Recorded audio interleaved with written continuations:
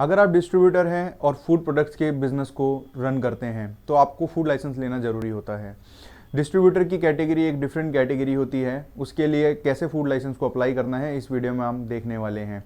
Video में and तक बने रहिएगा। चलिए स्टार्ट करते हैं। तो आपको इस वेबसाइट पर आना है foscos.fasai.gov.in।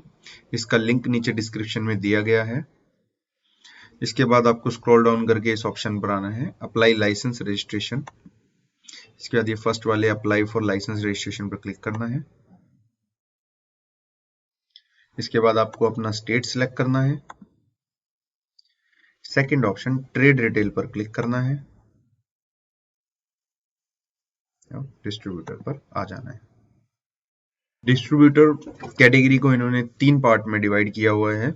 अगर आपके टर्नओवर 12 लाख से कम है तो आपको थर्ड वाला ऑप्शन सिलेक्ट करना है। अगर 12 लाख से 20 करोड़ तक है तो आपको सेकंड वाला सिलेक्ट करना है, और 20 करोड़ से ज्यादा है तो आपको फर्स्ट वाला सिलेक्ट करना है। अगर आप फर्स्ट वाला सिलेक्ट करते हैं तो ये सेंट्रल लाइसेंस के लिए प्रोसीड करेगा, सेकंड वाला सिलेक्ट करते हैं तो स्टेट लाइसेंस के लिए प्रोसीड करेगा, और थर्ड वाला सिलेक्ट करते हैं तो बेसिक रजिस्ट्रेशन के लिए प्रोसीड करेगा। नॉर्मली स्टेट लाइसेंस ज्यादा यूज होता है तो हम इसमें स्टेट लाइसेंस को सिलेक्ट करके आगे बढ़ते हैं। टैक्स और फाइनेंस से रिलेटेड वीडियोस के लिए इस चैनल को सब्सक्राइब करें, साथ ही लेटेस्ट वीडियो की नोटिफिकेशन के लिए बेल आइकन को प्रेस करना ना भूलें। लाइसेंस की एप्लीकेशन को 5 स्टेप में डिवाइड किया हुआ है। फर्स्ट में प्रोमाइसेस डिटेल पूछता है, जिसमें आपको कंपनी का नाम, एड्रेस, उसका पैन, जीएसटी और सिन नंबर डालना होता है।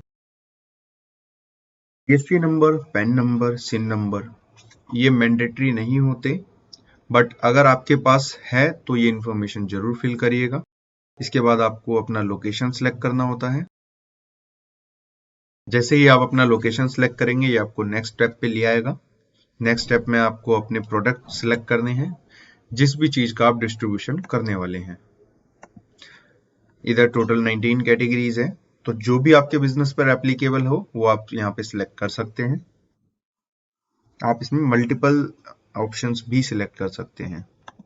जैसे ही आप अपने प्रोडक्ट्स सिलेक्ट करेंगे आपको यहाँ पर साइन अप डिटेल फिल करनी होगी। उसमें आपका मेन एप्लीकेंट का नाम, इसके बाद सेकेंडरी कॉन्टैक्ट डिटेल अगर है तो आप इसमें डाल सकते हैं, नहीं तो उसको छोड़ भी सकते हैं, मैंडेटरी नहीं है।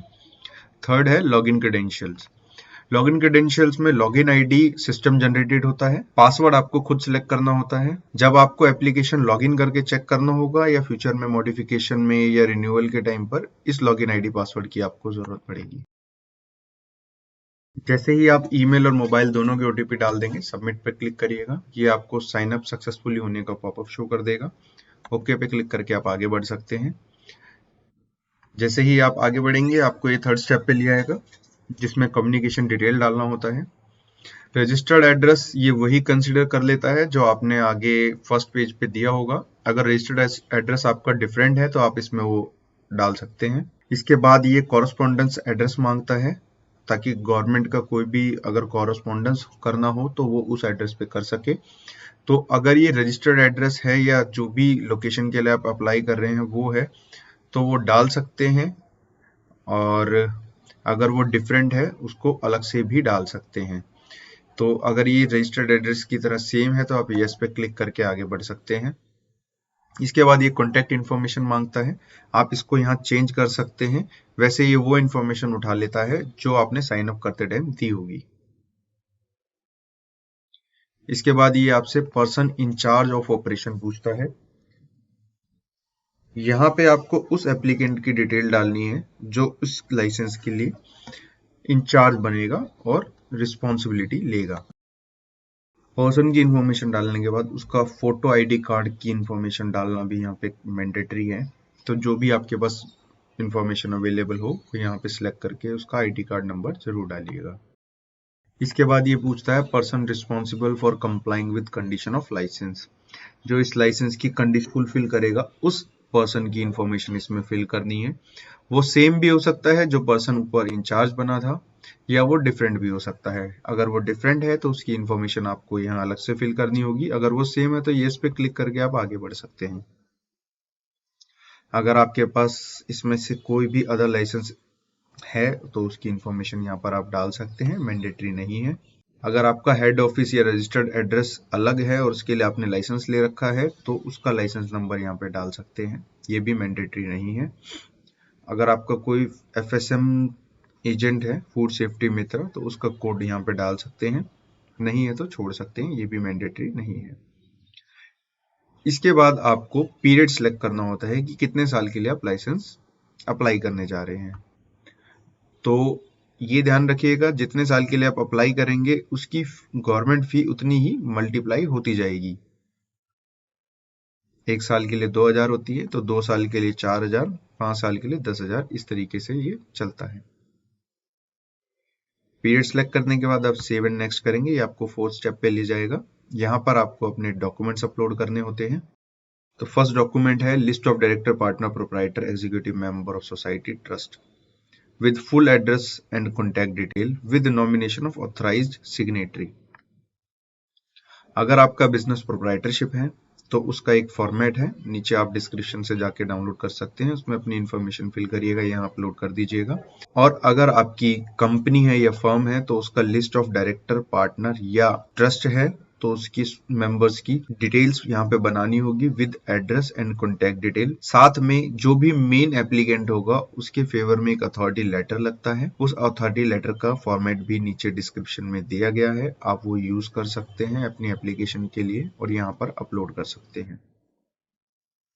सेकंड में ये photo ID proof and address proof issued by the government authority. तो जो भी प्रूफ आपके पास अवेलेबल हो, लाइक आधार कार्ड, पासपोर्ट, वोटर आईडी, वो यहाँ पर आप उसको अपलोड कर सकते हैं, जो मेन एप्लीकेंट है उसका। थर्ड में ये बोलता है proof of position of premises. तो जिस लोकेशन के लिए आप फूड लाइसेंस अप्लाई कर रहे हैं उसका पोजीशन का प्रूफ आपके पास होना चाहिए और वो यहाँ पर अपलोड होगा। लाइक रेंट एग्रीमेंट अगर बनवा रखा होगा तो वो लगाना है, लीज डीड होगी तो वो लगानी है, अगर वो आपकी खुद की प्रॉपर्टी है तो ऑनरशिप के प्रूफ लगाने हैं।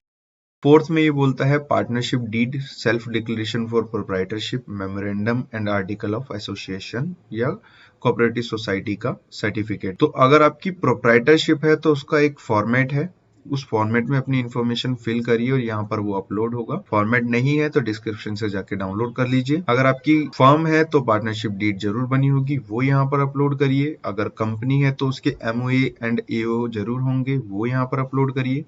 अगर कोऑपरेटिव सोसाइटी है तो उसका सर्टिफिकेट होगा, वो यहाँ पर लगा दीजिए।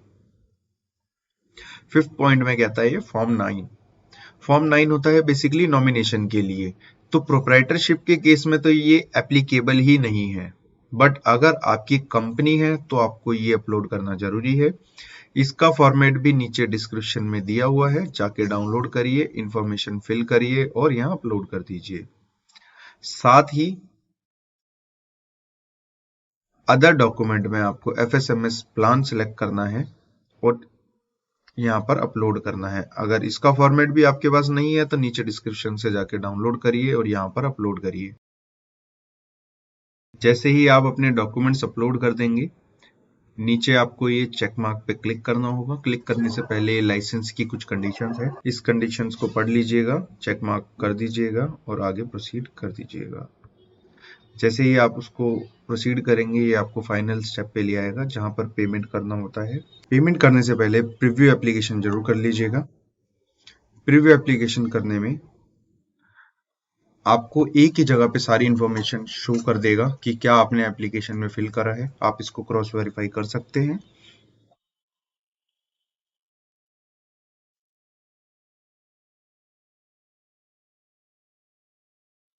अगर सारी इंफॉर्मेशन सही है तो दिए गए पेमेंट ऑप्शन में से किसी को भी सिलेक्ट करके आप पेमेंट कर सकते हैं।